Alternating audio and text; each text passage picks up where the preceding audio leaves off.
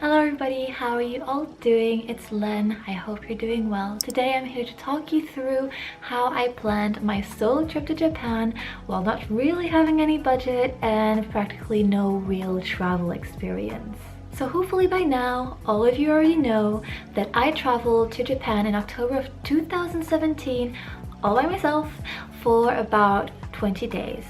And I went to Tokyo, then traveled south to Kyoto, Osaka, Nara, then again south to Hiroshima, Miyashima, Okunoshima before heading back up to Tokyo with a brief stop in Hakone on the way. Prior to this trip, I had barely traveled alone, let alone planning an entire trip of this magnitude all by myself from A to Z, me being solely responsible for my own well-being and safety. So very adult-like and completely overwhelming. Also, at the time where I decided that I was going to go to Japan, which was early 2017, I did not have the money for the trip. I did not have any of it. In fact, at that time, and still to this day, I had no real income because I'm trying to make it in the creative field. So I had no idea when and where that money was going to come from, but I had decided that no matter what, I was going to go to Japan in autumn of 2017. And as if by magic, the money came through. I got a job in June, a creative job of 2 months, which was confirmation, the confirmation I needed for me to realize that, oh my god, this trip is really going to happen. So this part of the backstory might not seem that interesting for you because it's not a clear how-to, but you guys should know that I've been wanting to go to Japan since I was about 14, and it didn't matter how much I wanted it, it never really seemed to happen for me because I was too young, had no money, couldn't do this, always something seemed to come in the way until I actively decided that I was going to go that year, and not going wasn't even an option. So I went to Japan for about 20 days all by myself on a tight budget and had an amazing time, and I'm going to tell you how I did it. This video might end up being a little long, and I did consider cutting it into different videos, but I think that it's better for you if I just put all the information into one video, like the ultimate guide type thing. But I will create little segments for you to skip to and from, so just check out the description below for timings. Also, I want to add that I am clearly not a travel expert. This is what worked out for me with my research and what I found along the way. So don't just take my word for it. Do your own fair share of research and figure out what works for you. The very first thing you want to decide is when you're going to be traveling to Japan. And to help you figure that out, you want to ask yourself, what do I want my trip to look like? Now, you don't need to get into specifics and into very great amount of detail. You just want a general image of how it's going to be and what you want to feel. You want to take weather into account when thinking of key activities that you're going to want to be doing, since seasons in Japan are very different and distinct from one another. Some months are punctuated with heavy rain and typhoon-like weather. So do you want to climb Mount Fuji, view the cherry blossoms or the red autumn leaves? Do you want to travel from city to city using the bullet train? Make sure that you match up your desires with the best time of year you want to visit. You also want to take crowds into consideration, and that was a big one for me, as I wanted to go at a time where there weren't supposed to be that many people. It was better for my mood and my stress and my experience.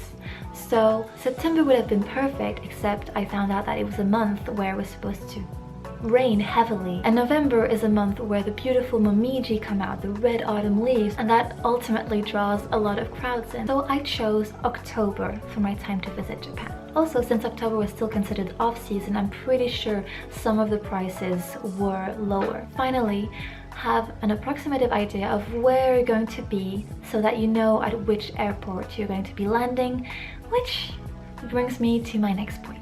Now that you have a rough idea of when and where you want to go, and I insist on the word rough, you can start booking and planning things, starting with your plane ticket. Believe me, once you have done and booked those plane tickets, it will be a huge thorn out of your side. In my experience, in my little Japan experience, I have discovered that there are many thorns to have when planning a big trip, but plane tickets is definitely one of the bigger ones, and its price would determine the budget for the rest of my trip. In the end, I booked my flight 2 months in advance, and here are a few things I did to find my perfect flight ticket. First of all, I knew exactly what I wanted before going looking for it. I wanted the cheapest direct flight I could get out of Brussels into either Narita or Haneda. Cheap for obvious reasons, but I also wanted a direct flight, no discussion. Because it was my first time flying internationally, it was my first time booking a flight, so the only thing I wanted to have to do was get on that one plane, one flight. That was what I wanted. Know what you want, know your priorities, and know on what you're willing to be flexible. Next, I did research, watched a whole bunch of videos about how to find the best tickets, which days were the best days to book, which times were the best times to book. And I put like price alerts on all the typical price comparing finding websites such as Skyscanner, Kayak, Google Flights, and I'm sure there were many more, because I remember my inbox being completely flooded every day with price alerts, emails. But in the end, the platform that helped me find my perfect flight was Hopper, which is an app for your phone. And if I remember correctly, because I have not used it since then, they show you which dates are the best dates to book, and they tell you when you should wait a little longer or when you should be like booking that flight because they don't think a better one will come along. You have the options, and I was on all the alerts for 2 weeks like a hawk, and it didn't budge. I was stuck at the 900 euros, and it was a lot for me. 900 euros was a lot.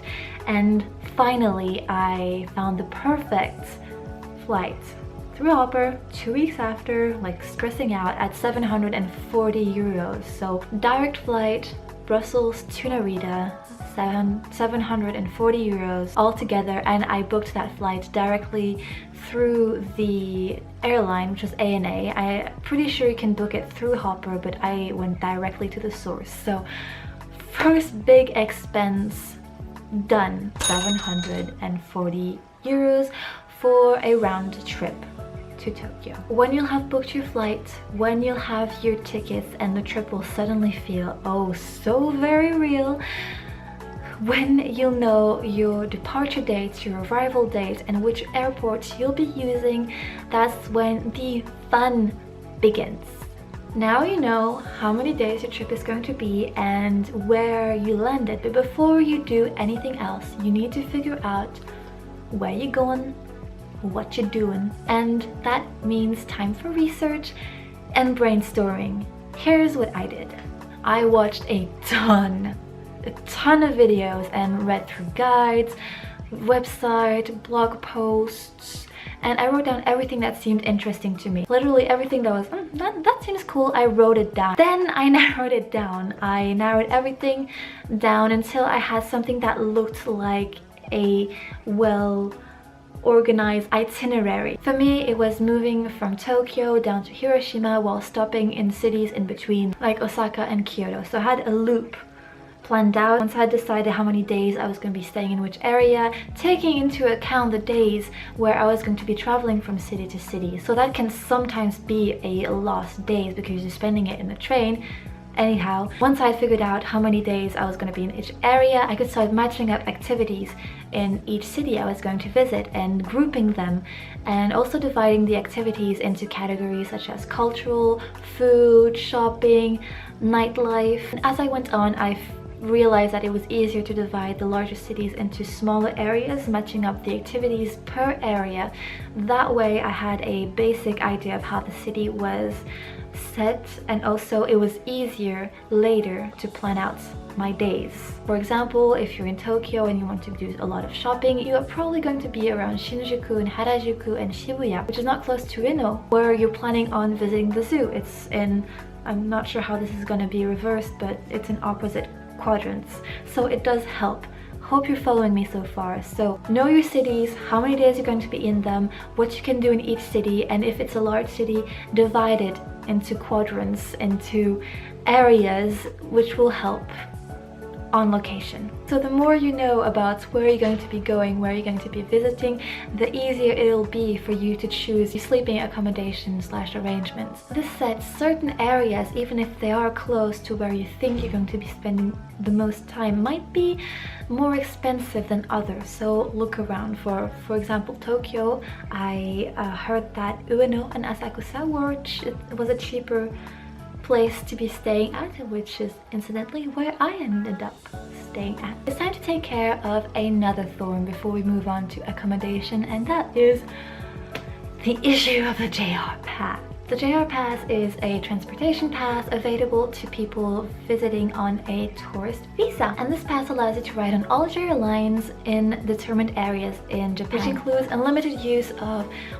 JR ferries, JR trains, JR subways, and of course some of the bullet trains, Shinkansen, which is the main advantage of the JR Pass, since Shinkansens can be really expensive, especially if you use it more than once. The price of the JR Pass is determined whether you take the 7-day pass, the 14-day, or the 21-day pass. All of them relatively expensive and not always worth it depending on what you're going to be doing. But since you need to order your pass and collect the voucher before you leave in Japan, you need to be making that decision fairly early in the process, as it will determine how you're going to be getting around in Japan, and it will also drastically change your budget whether you take it or not. Freaking out yet? Well, I was. Now, I was going to be doing a lot of traveling from city to city with the Shinkansen, so the JR Pass did seem to be the best option. But that meant taking the 21-day JR Pass, which came to 443 euros, and at the time that seemed like a huge amount of money, and it was a huge chunk off of my budget, and I hadn't even looked at sleeping arrangements yet, and I had to make this decision. In the end though, it all came down to comfort and time versus price. The alternative to not taking the Shinkansen and the JR Pass was taking the night bus. There are night buses available to travel from city to city, and the night bus was much cheaper, but I had to take into account that even though it is a night bus, I was probably not going to sleep that well, if at all, which meant being tired on location in the cities and maybe not having as much fun and enjoying myself as much as I would if I had a good night's rest. Also, traveling by bus does take much longer, which would take away precious time from my Japan adventure time. One way to calculate if buying the JR Pass is justified with the amount of traveling you're going to be doing within Japan is to use a JR Pass calculator, which are available on many different websites if you just type up those words in Google. Take things into account like maybe using the Narita Express, which is covered by the JR Pass, to and from Narita Airport into Tokyo, or riding the JR ferry to and from Miyajima, and obviously all local forms of JR transportation, JR trains, JR subway lines, and JR buses. If you haven't guessed yet, I did end up taking the 21-day JR Pass, and I do not regret doing so. In fact, I think it was one of the best decisions I could have made because it took off so much of the stress away. I could hop on any train or any form of transportation when I wanted. I could go to and from if I made a mistake and went in the wrong direction. And of course, traveling by Shinkansen for me was a treat in itself. Sitting back, reserved seats, looking at the scenery just fly by, enjoying a bento box and sipping beer while watching Mount Fuji. It was an experience and an adventure in itself. So, no regrets there.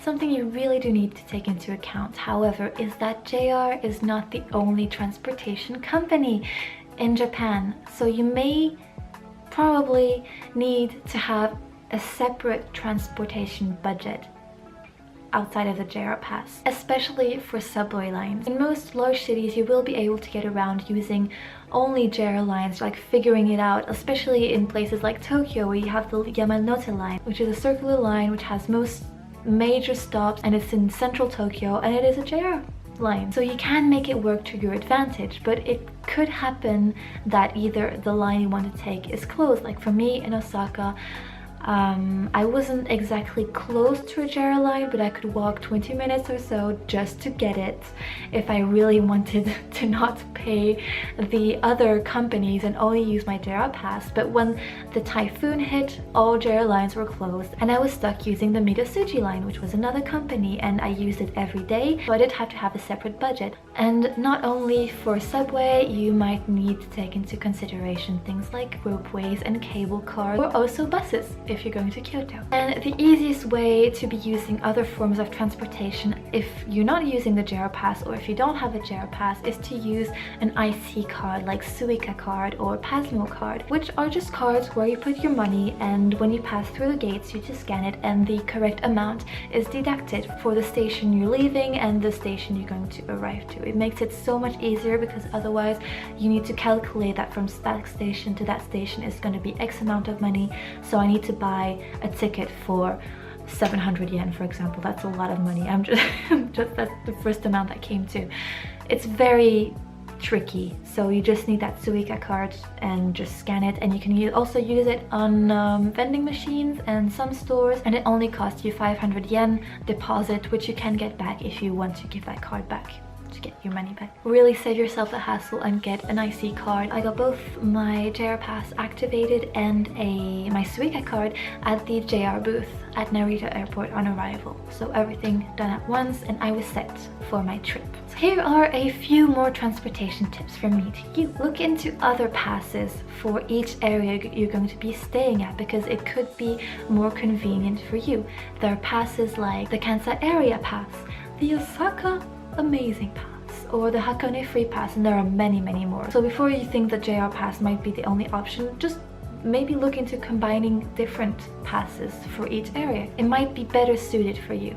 Another tip is to familiarize yourself, like just take a minute to familiarize yourself with the main subway lines and the main transportation map of the city/area you're going to be staying at. You will save yourself a lot of time and a lot of hair pulling. And finally, don't be afraid to ask the staff, even if you don't speak their language and they don't speak yours. They will always be happy to help. There's always a way to communicate. So second big expense, JR Pass, 443 euros. Ding ding ding. Finally, we get to accommodation, the place where you're practically going to be living in during your stay in Japan. And for me, I'd say that there are about 4 cheap ways for you to sleep in Japan. Well, actually there are definitely more than that, but here are the 4 that I considered when booking my sleeping arrangements. Business hotels, Airbnb, capsule hotels, hostels. Business hotels being the most expensive and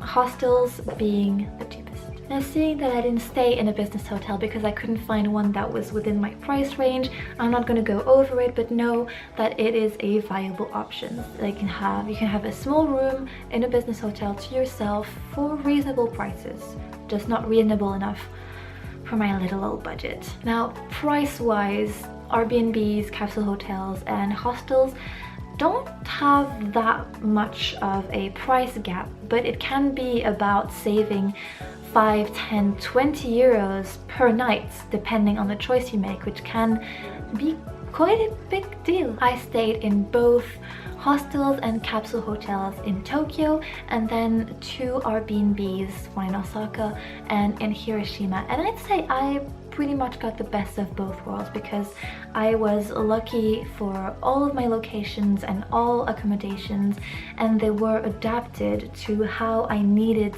and where I needed to be at the time, if that makes sense.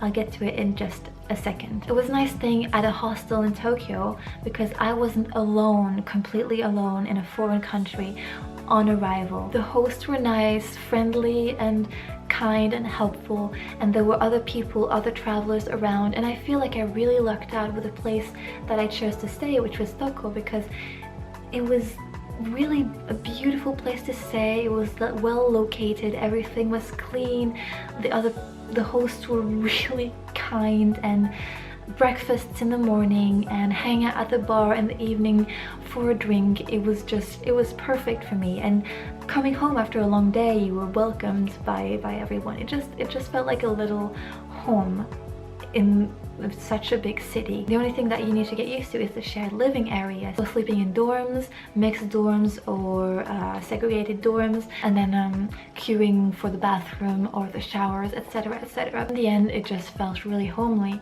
Capsule hotels are different in a way that you feel more maybe independent. People tend to keep to themselves and you have your own little sleeping square. And it can be a nice change, especially if you've been doing the whole community social living thing. It can sometimes be nice to take a night off just to be by yourself, with yourself, and at a capsule hotel. I picked an Airbnb in Osaka mainly because I couldn't find something suitable for me in Kyoto. A lot of places were already booked or really expensive. So an Airbnb seemed like to be the best option, and I could go to and from Osaka to Kyoto and Nara on my JR pass, so it was really easy and accessible. It did end up being the cheapest option, and even though at first it felt really strange being alone in a little flat in a new city and everything was really quiet after being in dorms for an entire week, it did feel nice, and it became a little home to come back to every evening. And the best thing was, I think, to be able to spread out my things and just have an open suitcase instead of having to pack everything back in lockers. It was a nice break, and I think Airbnbs, well, the ones where you get a flat to yourself, not necessarily the homestay type of Airbnbs, which I didn't get to experience. When you get your own flat, it does give you a chance to regroup and recenter and repack your suitcase, and it does feel quite nice, especially if you're a bit of an introvert like me. So I had an Airbnb in Osaka, and I also had one in Hiroshima, and it felt really nice and really peaceful. So like I said, I feel like I had the best of both worlds. All in all, pick somewhere that feels right for you and suits your needs, even if you have to pay a little extra for things like comfort. For example, if you have a bad back, you need to find somewhere adapted to you. A bad night's sleep could have a serious impact on your mood and the rest of your trip. So read reviews, look at the photos, figure out if the area is right for you, well located, and generally safe. Also, you're gonna thank me for this, but dorm room survival kit: earplugs, eye mask, water, tissues, and something that lights up like your phone or a flashlight. You need that. Believe me, you need that. Okay, so now I would say that the big expenses are done. They're put aside, but there are things that you could still be looking into, such as having an internet connection on your phone on location in Japan. And while some of us will be okay using Wi-Fi hotspots and going to Starbucks to check emails, others will need, like really need, an internet connection to get around. That was me. Seriously, look at my vlogs. I got lost all the time. I can't read a map. So I was dead set on having GPS internet connection on my phone in Japan. Options available: either you rent a portable Wi-Fi, and that comes around 170 euros without insurance, but I think you have larger data usage. It can be good if you are with a bunch of people. You can all use it and it does cover the expense. Or you can just do what I did and get a tourist SIM card for 25 euros. And I got the 1 gigabyte one. Yes, I got the 1 gigabyte.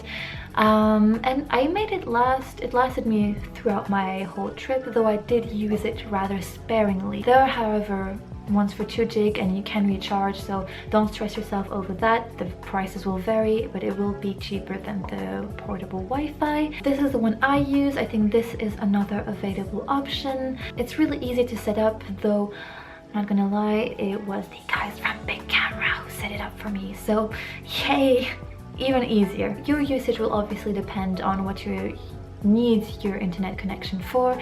I know there are a ton of travel apps that you could be using on the daily, like Odigo, TripAdvisor, Foursquare, Hyperdia, Metroman in Osaka, Tokyo Subway, Japan Wi-Fi, Navitime. Ultimately, I didn't end up using any of those, even though I had them installed on my phone, and I only ended up using, I think, 4 apps with my internet connection, and I'm gonna give them to you right now. So first of all, do me and yourself a favor and get maps.me on your phone and download all the Japan maps once you're connected to Wi-Fi, because this is a map app that works offline. You only need to download the maps when you're connected, and then it will become a lifesaver. It was for me when I didn't have my SIM card yet. It did help me get around.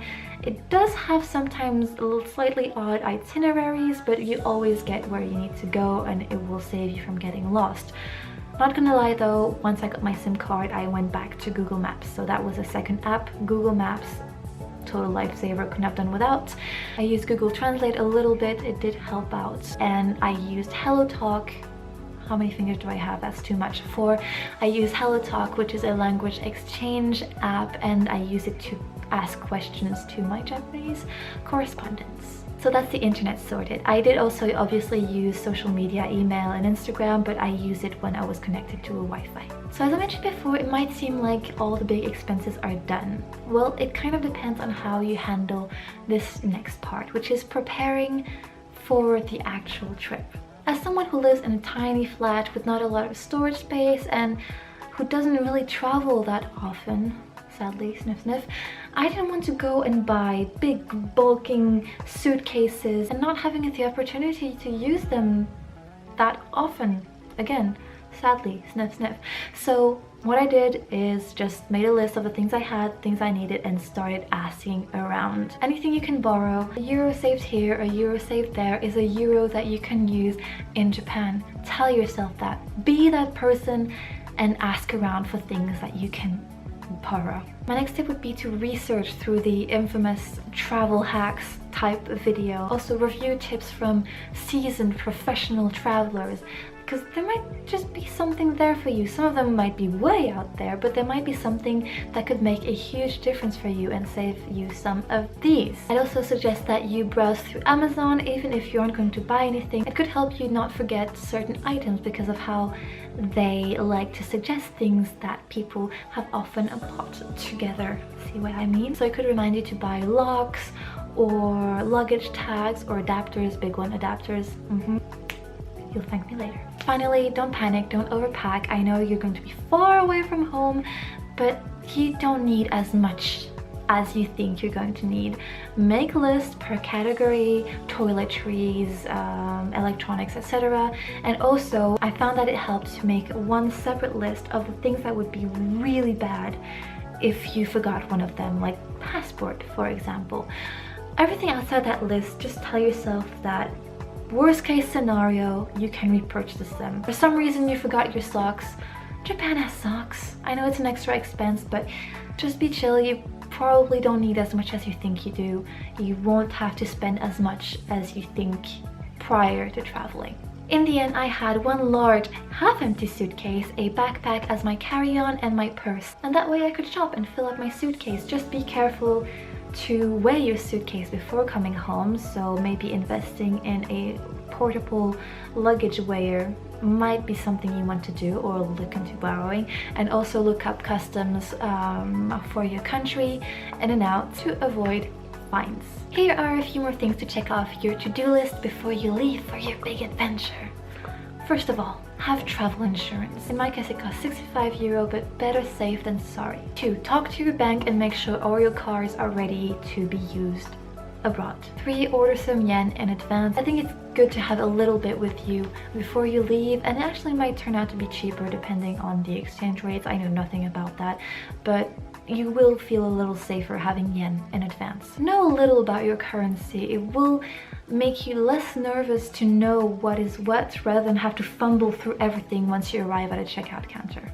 I do recommend that you have some sort of travel journal where you have all your information in one space. You research your itineraries, your phone numbers, your reservation numbers, your tips, your maps, everything in one journal. And you could also include things like a few survival basic sentences in Japanese. And I also recommend for certain things, write your itinerary from A to B, station to station, write down the exits because it could really save you a lot of time.